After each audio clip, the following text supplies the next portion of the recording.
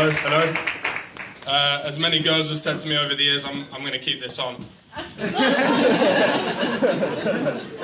I tried to. Has anyone tried to book a dentist appointment recently?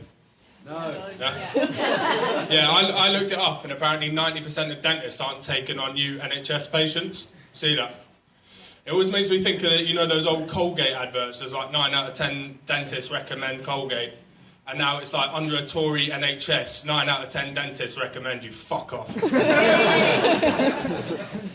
But so I grew up in London, but my family's from the northeast and Scotland.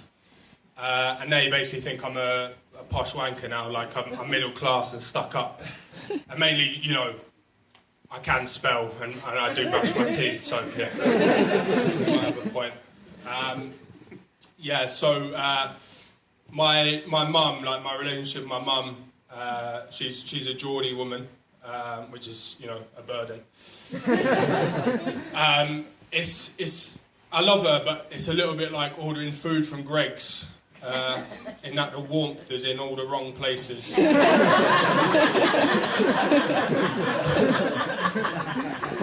We do have a few things in common, so body fat percentage is one.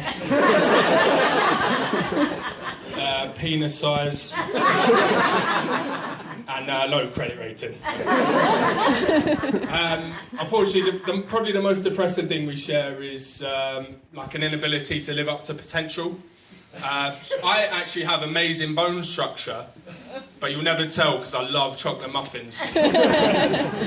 And she always claimed she could have been an accountant because she was so good at maths at school. But she had 3 kids by the age of 21. Sex education, not so good. But yeah, I've got a brother and sister as well. They're shoplifters. COVID has been really tough for them. Yeah, they applied to the furlough scheme, but they couldn't work out 80% of season 2 of Prison Break on DVD and 4 packs of Donny socks. My sister's got quite a lot of kids. One of them's really smart, so by the average of big numbers, you're bound to get that. Kids. But yeah, they all think I'm, like I said, middle class and stuck up. And I was on the Camembert run to Waitrose the other day, thinking actually they might have a point. My nephew asked me when my Dolmio day was, and I said, I don't really have Dolmio days, but on Thursdays we have Lloyd Grossman after Pilates. But I think it's unfair, because I went to university, I worked really hard, like I had a part-time job the whole way. So I worked in the deli counter in Sainsbury's. Now, do I look like I can be trusted with cheese and ham?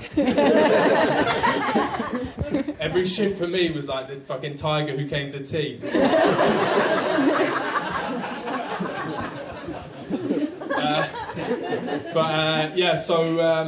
I've had a girlfriend for 6 years, which if you knew me in my 20s would actually be a bigger woo than that.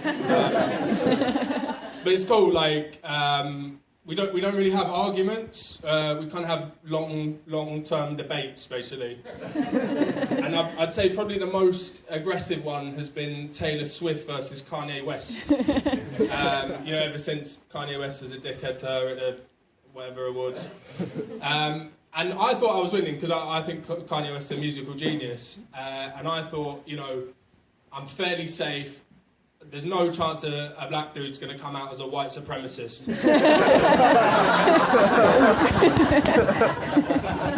And then I watched a YouTube video, and I knew I'd lost forever. I don't know if you've ever seen, have you seen that film Jojo Rabbit? It's like a little kid and his imaginary best friend is Hitler.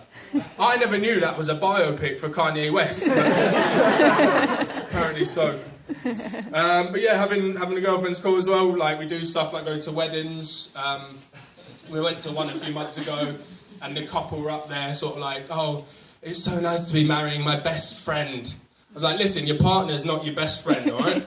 My best friend is a guy called James, and And he gets pissed and starts throwing chicken nuggets at people. And then he shags my girlfriend's best friend, who is not me, by the way.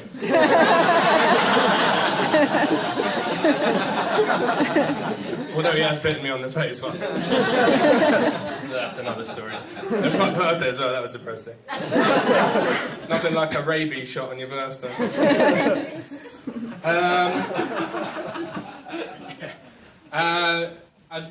Did everyone watch the World Cup? Yeah. No, not really.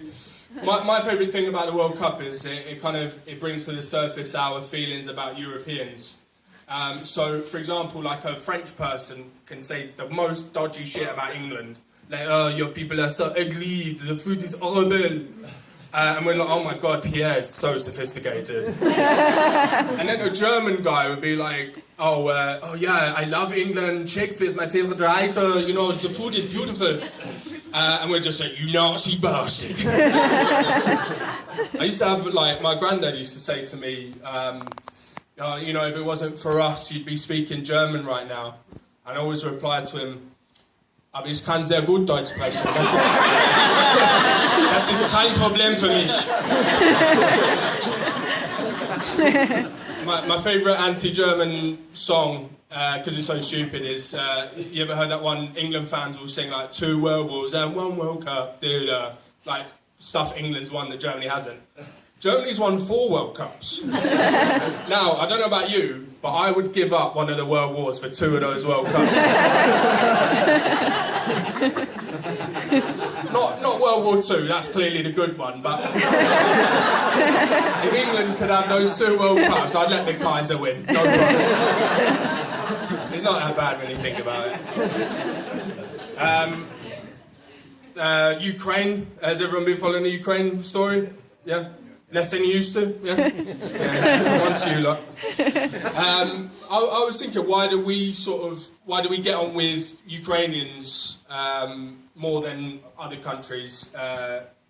You know, there may be some racial reasons. I don't want to go into those. But I was looking at the name. I was thinking, you know, UK, good start. Rain, we have that as well. And there's even a little E in there for pillheads who can't give up the 90s.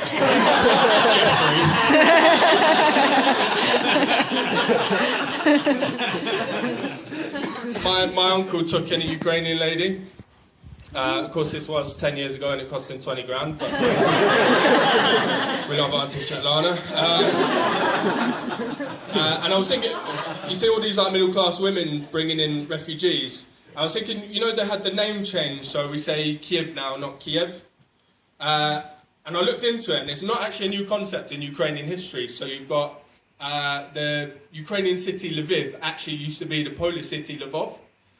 So I was thinking if these middle-class women really want to make them feel welcome, they could change their Live, Laugh, Love posters to Lviv, Laugh, Lvov. That'd be nice, wouldn't it?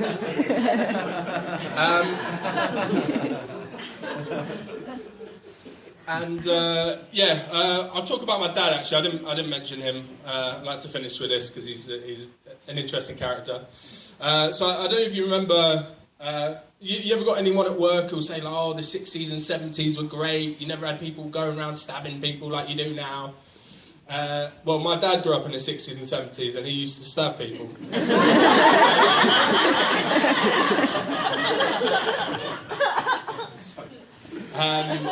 But yeah, my dad was a bit of a criminal. Like, he did a few things.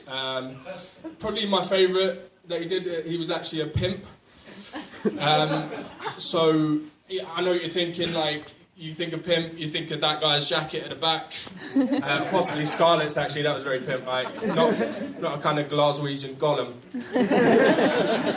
But if you think of my dad as kind of like a wingman who could arrange for you to get syphilis, that's probably the right idea. The 50 Cent, you know, the PIMP song, have you heard that? There's a version of my dad on it.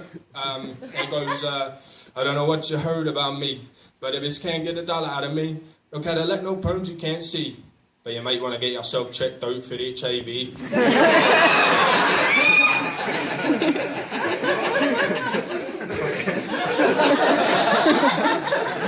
You can tell Scarlett's a pimp for an area, so. Speaking to a fellow homie. But yeah, I remember when I was a kid in the schoolyard, there'd be like, why does it sound so American? At recess, but yeah, a break time in the playground, that's British. It used to be that thing like, my dad's got a bigger car than your dad. My dad earns more money than your dad. And I was just say, well, my dad was a pimp, so I've won. And, you know, kids are so, like, woke and progressive these days. I wonder how it would go. You know, like, my dad recycles more than your dad. My dad's got a smaller carbon footprint than your dad. And the winner would just be, well, I've got 2 mums and they kick the shit out of your dad. Thank you very much.